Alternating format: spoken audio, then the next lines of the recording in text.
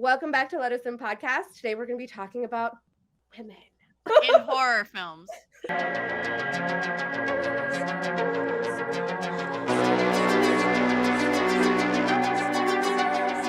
I'm Crystal, aka Creepin, it's spooky. I'm Justine, aka JustineUFF. I'm Emma, aka Emma of the Impact. I am Juliet, otherwise known as FilmScum 2.0 on TikTok. You talked about Karen Kusama a little bit, and she was part of that production of XX. And I love Karen Kusama. I think I talk about her often because I like her so much. She did The Invitation as well, and I feel like that movie gets called like a slow burn quite often and boring, and I find it really good. I don't know. I felt maybe this is just me, and that's why I wanted to pose this question. Did you guys find The Invitation boring, or did you feel the tension in that film of that dinner and that whole setup throughout the I whole loved film? it. I have not I seen it loved yet. the whole thing. I need to watch it. Ooh, highly recommend. Yeah. Highly recommend. Yeah. Heard a lot about it. Yeah, I it's hear good. I wonder if it's like a perspective thing. The Invitation, I think some people are more cued in to more slight psychological readings, or like I think part of what his house, the main actress in his house, was so good at is these little expressions that she makes in her face that means so much. So I think like The Invitation, I do see it resonating more with women than I have with men, and not just all men, of course, not all men, but men that I have heard who really like the film, who felt the tension throughout the whole film, are men that I have seen very in tune with the female perspective. So I just find it interesting that there's this social tension that's going on throughout that film that I think that as women we are much more in tune to, and that tension is felt to me so quickly in that movie and throughout the whole thing that to me it never felt slow. It never felt like a slow burn. It felt just like it was ratcheting it up throughout the whole film. Yeah. You could tell And something was off. You could tell the whole yeah. time. Yeah. And Karen Kusama is really good at that. Watch Yeah. her part in XX, Anthology in XX, because it's the same feeling. I don't know that I see that XX doesn't get a lot of love either, but I think it's so good. And I don't know if that's again because I think that when you have women going into a project together for women, obviously it's called XX. It's definitely by women for women type of anthology. To me, it seeps the female perspective. I think some creators like Karen, because I don't know what Karen Kusama's quote on the film is, but some creators don't care. They want to make the stories they want to make, and I think that men have that freedom more. But one director I really love that I have a total bias for is Anna Lily Amirpour, and I love her so much. And I was watching a lot of interviews with her recently, and starting with her first film, Girl Walks Home Alone at Night, first perfect title considering what the movie is. I love how she mixes, admittedly, I don't know if I've even seen Iranian new wave film, which is part of the big inspiration for this, but also movies like Rebel Without a Cause, Lost Boys, and how that theme of transnationalism, which is something I'll never know, at least I don't think so, is heavily prevalent in that film. But then again, she writes characters throughout, like in The Bad Batch, and I recently watched Mona Lisa and The Blood Moon, is that she has these characters that remind me like Blondie, like Clint Eastwood's character in The Good, the Bad, and the Ugly. Like the character that belongs to a couple different places, so therefore, again, belongs to nowhere. Like we're talking about with the character with his house. And I think even though she doesn't intentionally always tell it from the female perspective, Anna Lily Amirpour's characters are always characters that have that sense of self and kind of distance from belonging anywhere. It's very perceived as very dangerous from the characters that a lot of the times are male around them.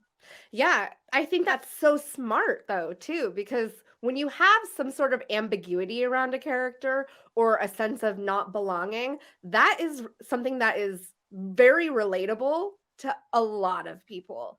And you got nothing to lose, baby. Yeah, everybody's searching for that. a sense of belonging and community. That's something that's just inherent. It's one of our needs, right? Our basic needs to a usually degree. those characters, even in stories told by men, like the Magnificent Seven, are usually characters that don't know it yet, but they are looking for belonging somewhere, or shame. Yeah. If we want to think about like old westerns and such. There's some freedom in them Listen to me. too. Like they're fully embracing themselves to a degree, or discovering there's on this journey of self-discovery, or they're just like you said, I don't care, I don't give a fuck. And that is heroic. It's that anti-hero quality that people are drawn to also.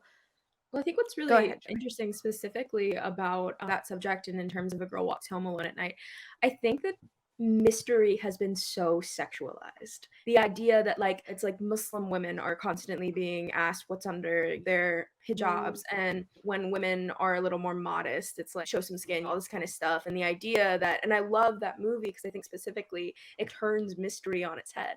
It says the sexualization of mystery, if the men that are doing it obviously get what's coming Get their to them. comeuppance, yeah, and and I that's think where it satisfies us. And I just think it's I think interesting there's that a it's- commentary on it. I don't feel exactly 100% qualified to talk on, which there's a character in that movie, the other female character, she's a rich girl who gets a nose job, and I feel like the nose job is connected to the transnationalism idea of a certain culture, but also the idea of the over westernization of Western beauty.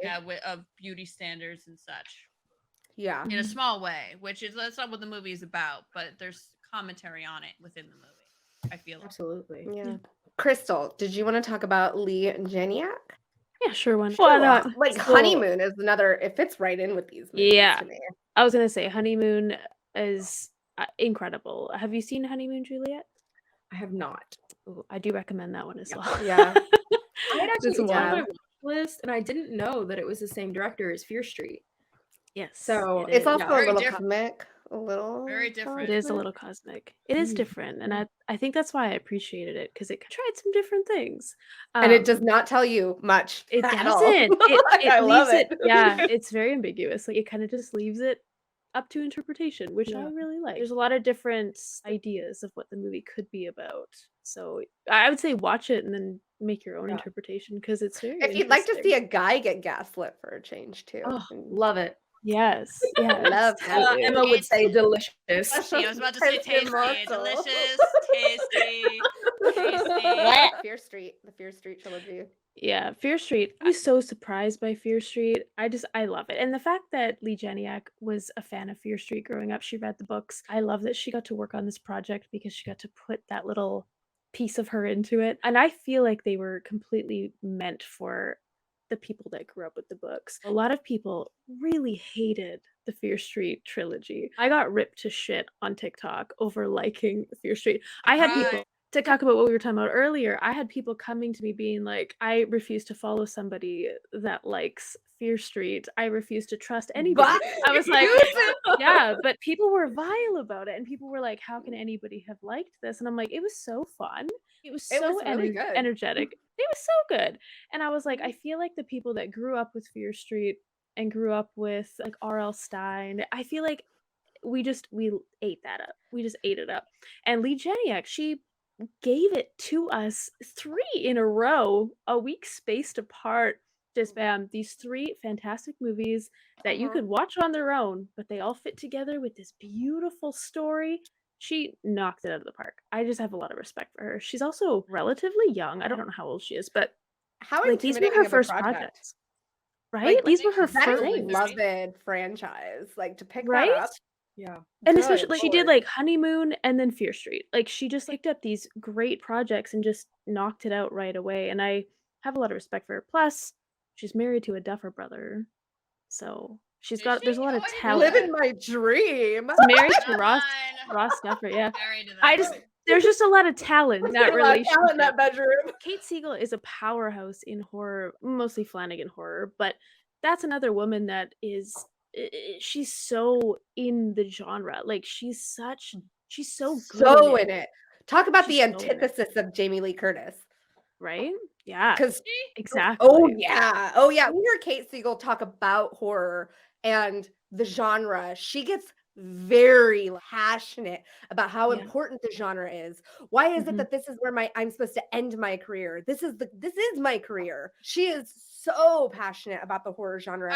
Yeah. But it's so cool to hear her talk about horror because not only, of course, she's married to Mike Flanagan and she is in all of his work and they have built a family. But I think that she, as much as Mike Flanagan, has been a part of that building process and the decision Mhm. making because Oh, for yeah. one, Hush wouldn't have happened if she didn't want to be challenged with him. They chose that project and developed that project Yeah, they together. wrote that together. Yeah, they Yeah, did that together.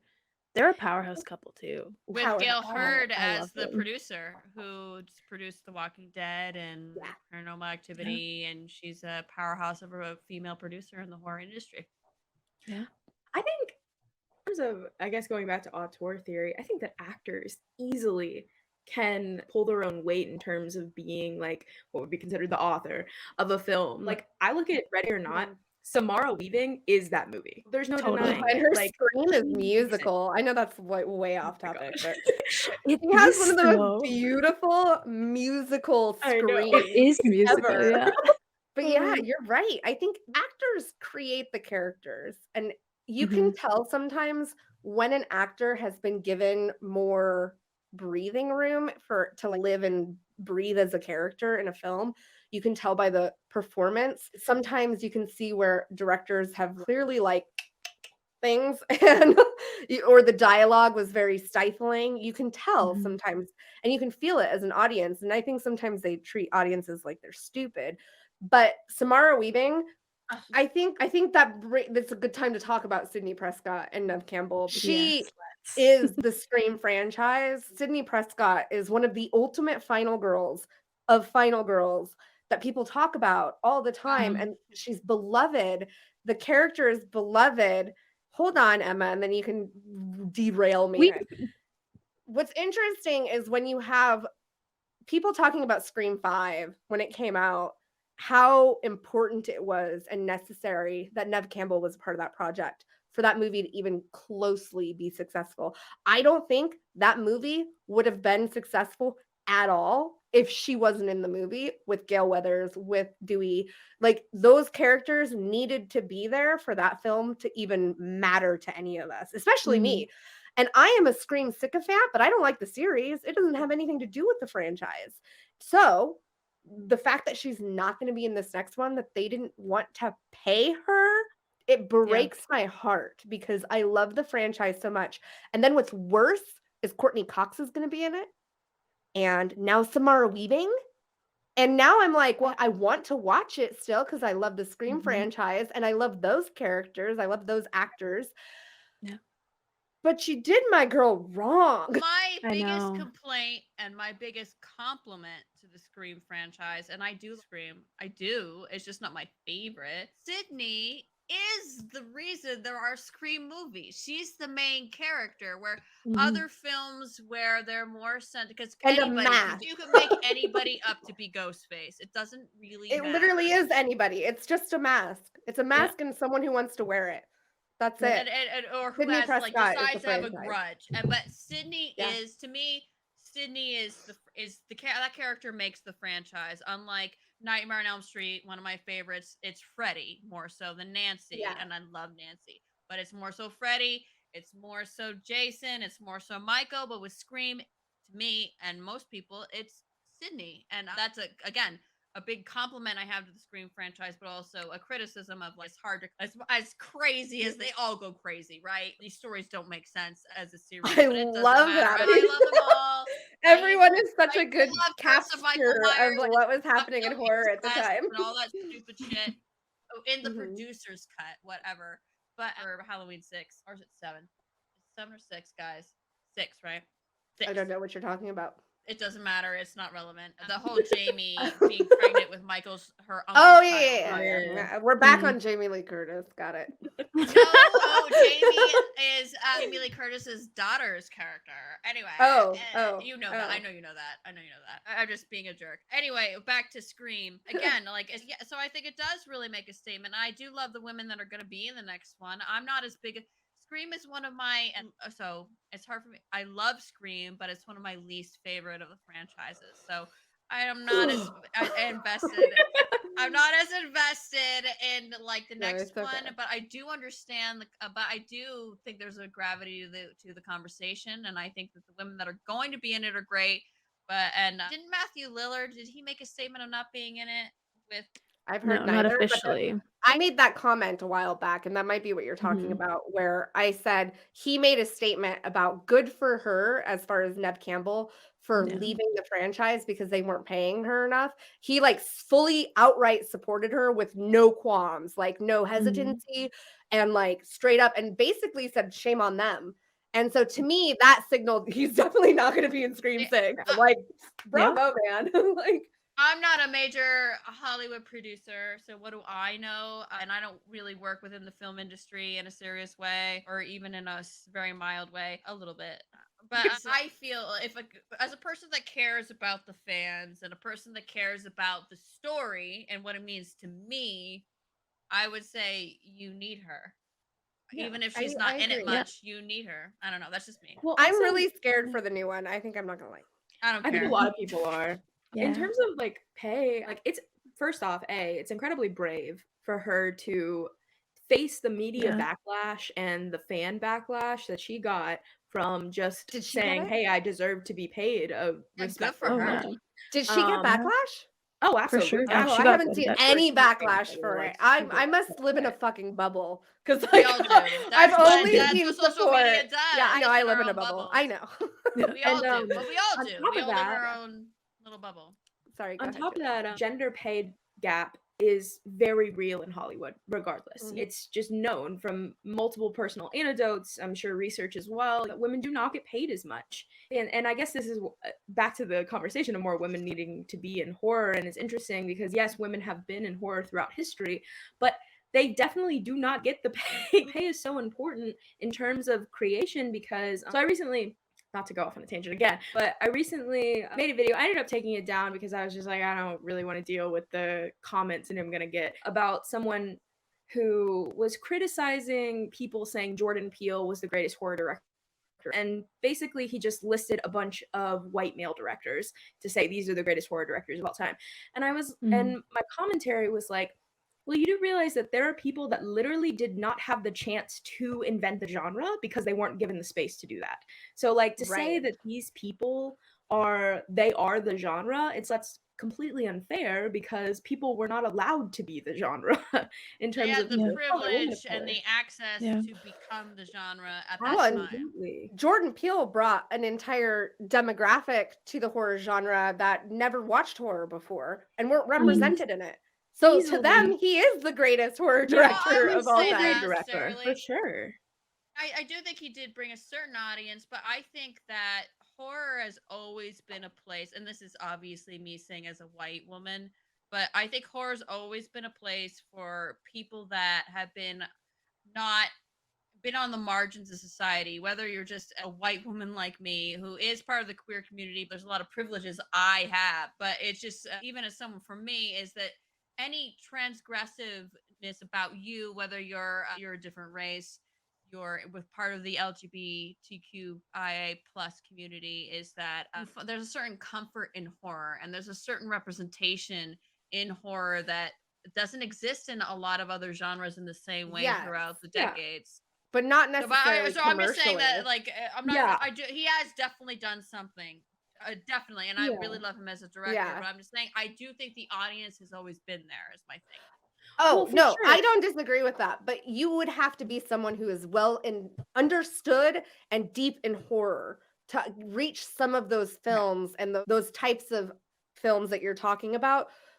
Whereas Jordan Peele is a commercial director. Mainstream. He is Absolutely. mainstream director. And that is something that some people do not just watch films all the time. They go to the movies when they see a movie that they want to see. When something excites them to go to the movies, they will go to the movies. They're not like me with freaking Regal Unlimited going and seeing 5 movies a night.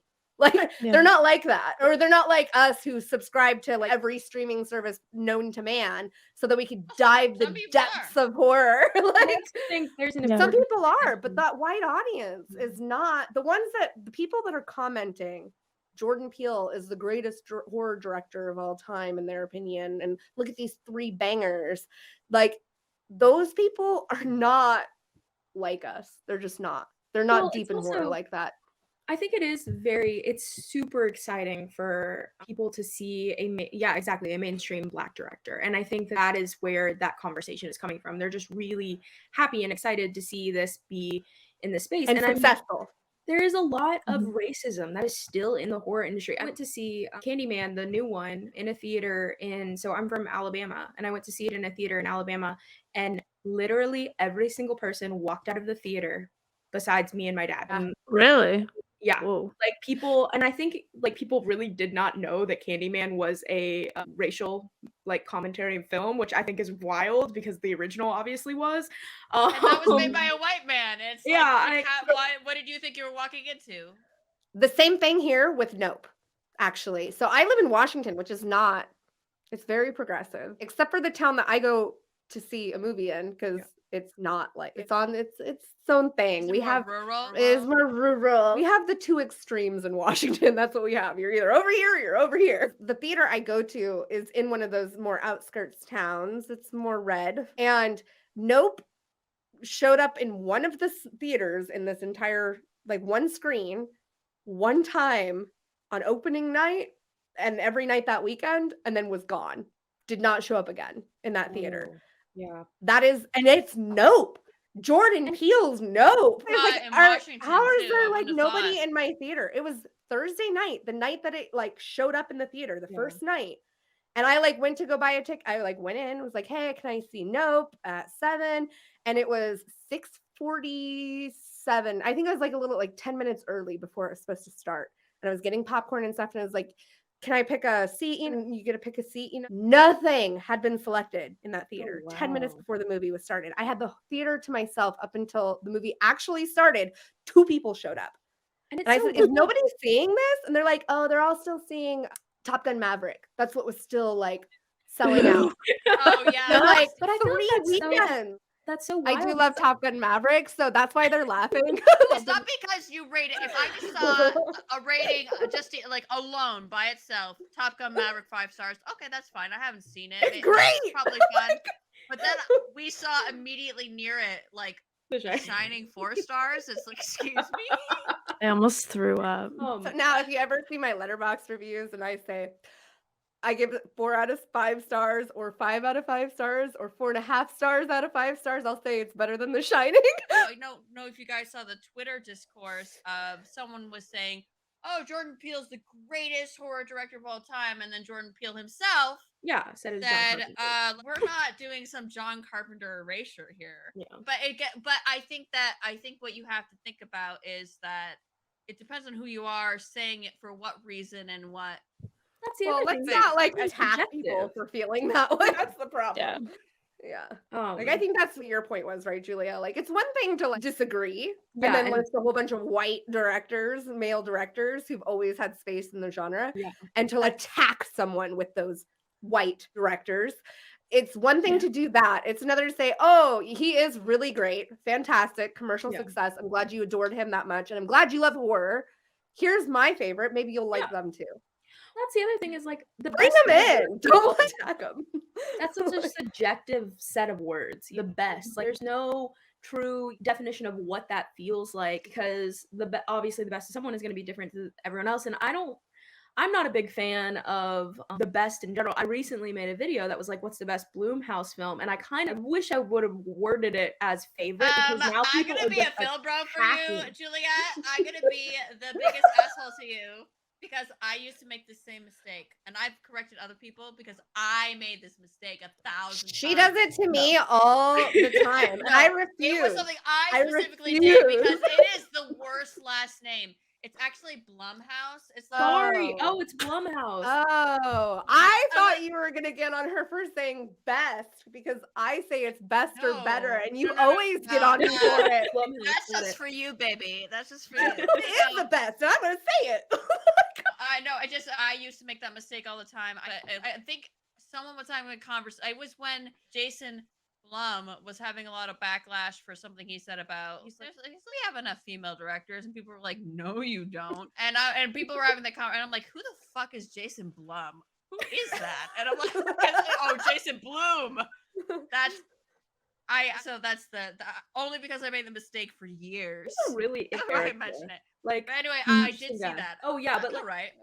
I think Okay, best it's not and bad. It's not favorite good. is cool. Yeah, there was actually, this is so not important to anything, but it's just like a little fun tidbit in my a little tasty morsel in my brain. But there's an interview with M. Night Shyamalan, and I know he's kidding. Or I don't care. I don't like him. no, it's where he says that he fucked Jason Blum. He said that in an interview, and I swear to God, Whoa. I think why do I lines a little bit more now? I love Signs. Do we not like I Signs? like that guy. That's a good joke. I love Shyamalan that. is literally a comedian, and I wish he would embrace it because he's such a funny person, and his films are so funny half the time. And I'm like, just go for it. Just I lean think he has in. a great Yeah. self-deprecating humor that I think he should like. What a like, twist! He's I like an love that egotist, but he knows it in a way that's endearing. I think. I don't like all of his movies, but he knows he's an egotist, and he plays to that. And I think you're right, Jules. Like if he just made that more into comedy. Because The Visit is easily one of my favorite films from him. I think it's so silly. It's so fun. I hate that one the most. I love that movie, Juliet.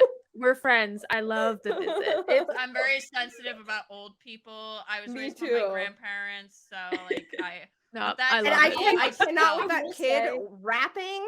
No, It's so funny. That's what bothered you, the kid rapping. And And after you made the point about the old people, I agreed with you. No, And then I but I don't said, But that's an example. The Visit is an example of me bringing myself to a movie. Sometimes a movie does have problematic messaging. I don't think The Visit has problematic messaging about old people. I really don't. That's just me.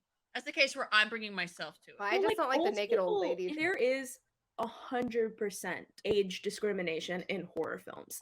Old people are always used as these really horrific villain characters. It's so odd to me. Like, so, for instance, especially in X, female old people, like we're witches, we're sexy, and then we're old and barren, so we're witches. In X, it's like there's that scene that everyone, I swear, so many people were like, "This was the creepiest scene was when the two old people were having sex." I'm like, it's just like a normal thing that happened. I didn't find really that to people be said super- that. Yeah. Like I didn't find that. Oh my I don't God, even yeah. think. I don't think Ty West even framed it that way. No, in my not at opinion, all. I thought he don't actually either. handled the old lady, old man villainry tropes really well.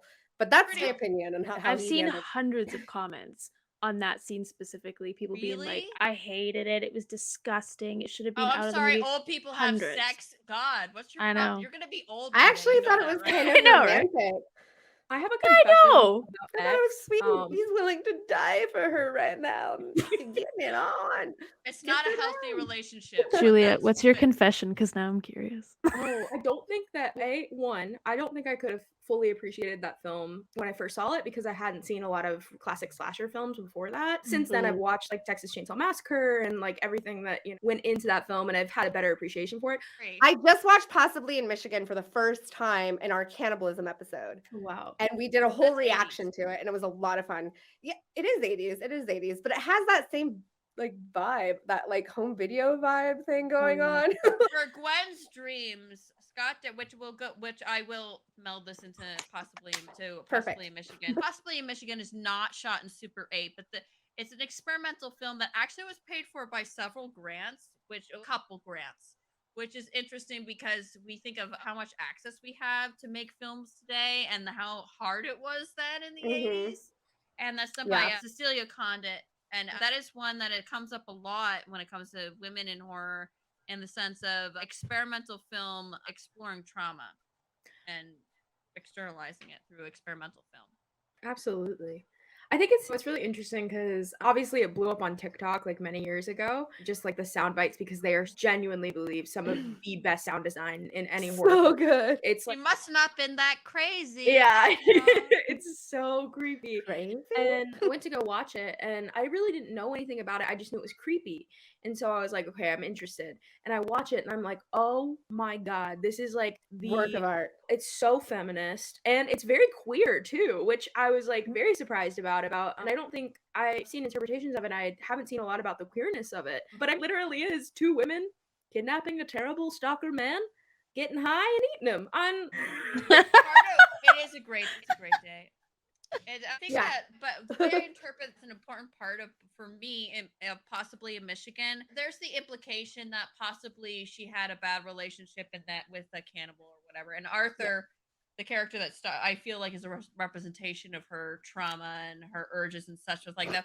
But I think the important thing about the other male character, which some people interpret as the same character as Arthur, which I don't agree with, I think they wait for him to come to her, and that's and then he becomes the victim. Like they're laying after a trap. he's come to her. Yeah. They're laying a trap by just being women out in public buying perfume. Yeah. It's like, so it's like a trap, but like they didn't have to work for it, and that's part of what I love about it and why it's so tasty for me. Back to what we were talking about, or what I had brought up, the sexualization of mystery and how they really not doing it. Yeah, they're just like sampling perfumes. Talking about their crazy aunt. Yeah, exactly. And I think it's really interesting because I feel like some of the stuff that I had issues with in men, I felt like this short film did incredibly well, which is the idea that like all of the men being played by the same character, by Rory Kinnear in Men, and then these masks, these anthropomorphic masks that are hiding the identity, hiding our ability to be able to see beyond. And I feel like women obviously are portrayed as being vulnerable, and it's almost like we have to be more open, we have to be caretakers, we have to be givers, we have to be these kinds of people, and we're not allowed to have this sense of hiding ourselves for safety, which is interesting because then mystery gets sexualized on top of that, so it's almost ironic. I think it's also, not to say that there was definitely not feminist horror in the 80s, because there absolutely is, but I think that experimental film in particular, it's harder because it doesn't reach as many audiences, but I feel like it has the ability to do so much more in terms of messaging because there's no really rules for structure. Right. There's nobody telling them what to do or change about it. And that's why you see a lot of short films on YouTube be so good, and then some studio will pick it up and turn it into a feature film, and the feature film will just be like, okay, sure. Yeah. That's good. But yeah, I possibly in Michigan, when we watched it live, I literally cannot tell you. I haven't even went back and rewatched how I looked on that, but my reactions to it, I remember I was just like so exciting and fun, and I loved it. And every bit of it felt very empowering and gross and weird and like such a good time. And we were in the midst of watching so many movies about cannibalism that I was like, I love this. I don't know what the cannibalism episode did to me, but it made me such a happier person after all those cannibalism movies. And I was like, this is great. I love what we do here. With possibly in Michigan, something interesting that I liked is that the male character, Arthur, the character that stalks them from the beginning, or character, I think is for me is a representation of trauma and feelings and urges of the female characters. He has a man mask on. The other one has like all these different animal masks on, and he's the one with the man mask on, which is like the darker feeling. It's so well done. It's so much interpretation can be had, and it's not linear with its time telling as well.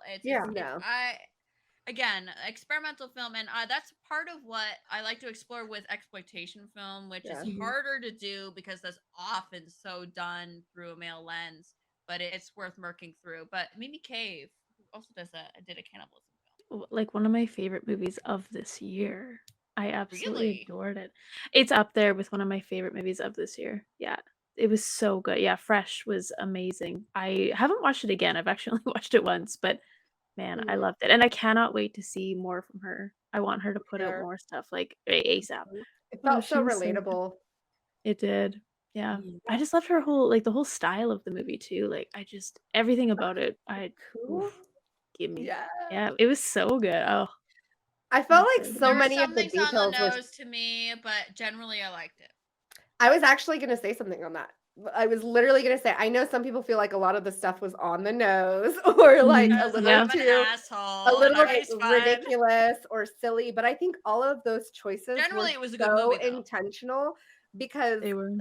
like that is my perspective on men. Every single thing about that movie is my perspective on men. Mhm. My The way they make favorite me part of the feel movie that as also a made me the whole. most angry, Yeah. again, like in that moment in Barbarian.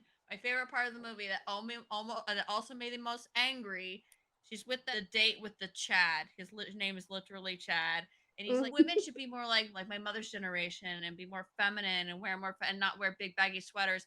And then later on, when Sebastian Stan gives her that fucking nothing wrong with Pink this bow look, dress. pink bow, Mhm. pink dress, which is just representation of what the Chad said earlier. There's nothing wrong with being very femme presenting. It just mirrored so well. And I think another artery or vein just like burst in my head. And very well done, Mimi.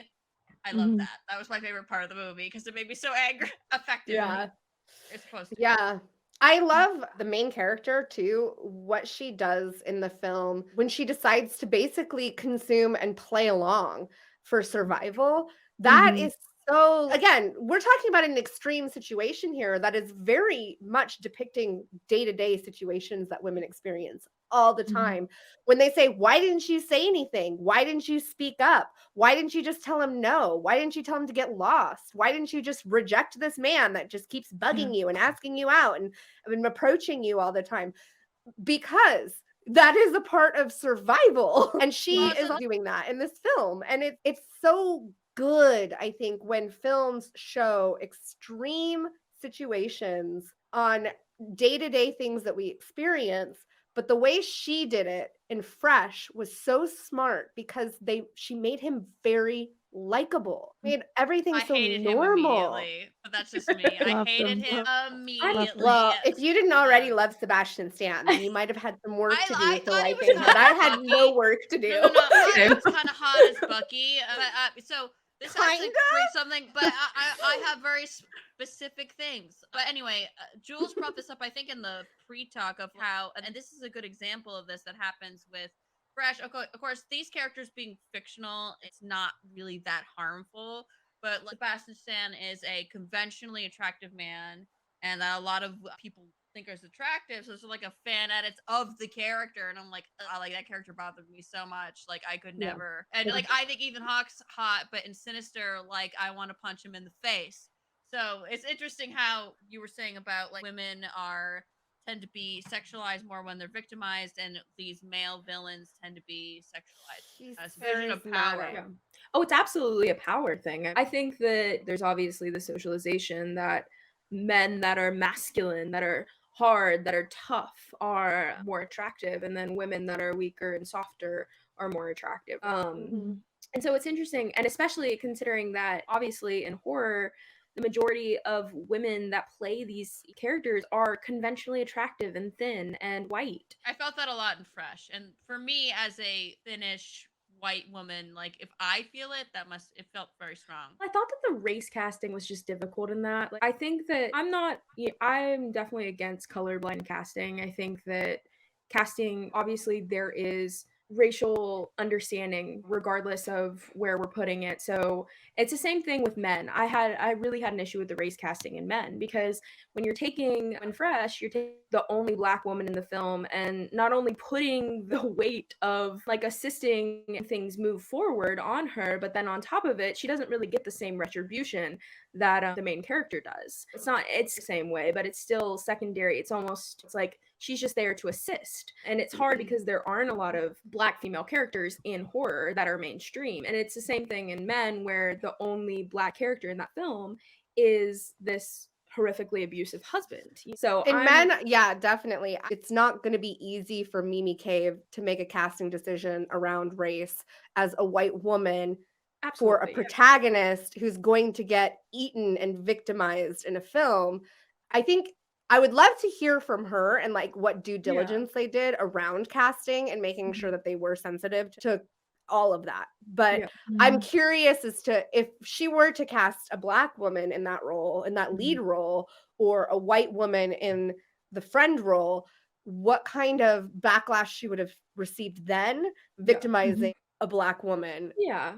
Well, and I think cannibalizing her. maybe my Well, that's point when is you have less. to involve somebody with that perspective in the writing or Yeah. creative Her best process. friend, I think, was the strongest character in that film too. Well, she plays the Yeah, I character really that liked it. is more relational to the audience because we see all the red flags that the character who wants to have this fantasy of this like rich, handsome guy to be real. But one person that comes to mind when it comes to this, and again, it's just one person, but it's Casey Lemons, who played Clarice Starling's friend. She played Helen's friend in Candyman. And one movie that I watched that I hadn't seen for the first time, we did a women in horror film episode. It doesn't fit horror exactly, even though there's a lot of horrific things. She wrote and directed Eve's Bayou, which is a great film. So Casey Lemons is someone definitely to check out as not just an actress, but as a creator. And she talks a lot about film. And that's somebody that I thought about a lot because she was the Black friend in quite Yeah. a few horror movies.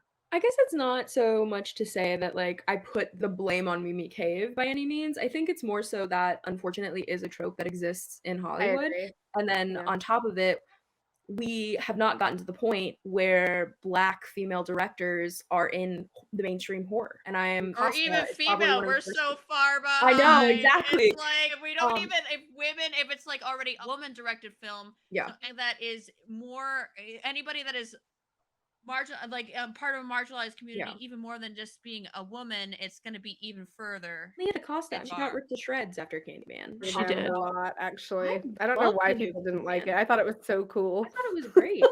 And It was you so know, good. now directing a Marvel movie, and I am terrified for her. I'm terrified for her. Which I one just is can't she even directing? imagine. I don't keep up with Marvel that much. So I could not think of it what it is off the top of my head. I just saw somewhere that is her next project is with Marvel. That was a show. Maybe It might I'm be a wrong. show. Hold on. Yeah, it could be a show. Something to do with Marvel. like I think one of the better creative The choices Marvels. in that. Which one? The Marvels, I don't which even is know what that is. perfect. That's about like Miss Marvel, and then there's Captain Marvel. The Marvels is about all of the Who's women Captain that Marvel? become There's the a Marvel. Captain Marvel. There's a Captain America. I don't even know why I bothered trying to explain it. It's Marvel stuff. If you want to know, I want to clarify that I don't think I'm cool because I don't know this stuff. I'm more of a DC girl. I was raised more DC. I'm glad that she is kicking into Marvel, though. I think it's going to be terrifying for her, and I worry about that too because already, like, even just the most benign things are being considered woke, and it's I haven't gotten into the discourse because I am ill-equipped, but I keep on hearing about She-Hulk. Like, there's a I love problem She-Hulk. with it. I love She-Hulk so much. I don't know how anybody could hate that treasure of a show. It's almost But wholesome. is it basically It's men just stickingly hating wholesome in my She-Hulk opinion. because it's Hulk and finding reasons to not like it? I don't know. I'm asking legit. I couldn't tell you because I don't know how their pea brains work. All I know is the show is really great. I would love to I know hear Megan Thee Stallion's some in it, so good that sounds good to me. discourse I don't know. around it. But any discourse I have seen has been people responding to people with bad, like, I see takes people on it. responding. That's to all bad I takes. see. I haven't seen any actual bad takes myself, so I'm in a bubble If in it's that a regard. snitch, If I did see a bad take, I would guess that it's a bad take, and I couldn't tell you where they thought it up, like how you could get there without looking and being like really twisting your brain around to flip the script on reality. Like it's just. I just don't get it. I don't get how people can do it. I would assume a majority of those people know what they're doing. Well, because they're not that stupid. Comic book movies or even horror, something that people like to bring up all the time when something new comes up, whether it's from a new perspective or not. Sometimes even it's just new. They'll be like, "I've been a fan of this since I was a child," and sometimes I don't believe them. I'm like, "Who read She-Hulk comics that much? I don't believe it." Now, any of those fucktards read She-Hulk, that was not for them then. It's not for them now. And this is actually something I wanted to say earlier. One of you guys brought up something where I don't remember what it was. I don't remember what it was. You said something, and I said, "Oh, that's because everybody thinks that everything is for them, and it's not." The new Part three. Hellraiser. And then there's real horror fans. She also says bean, so I don't know why we're asking Chris. Okay. Oh, until next time. Bye bye.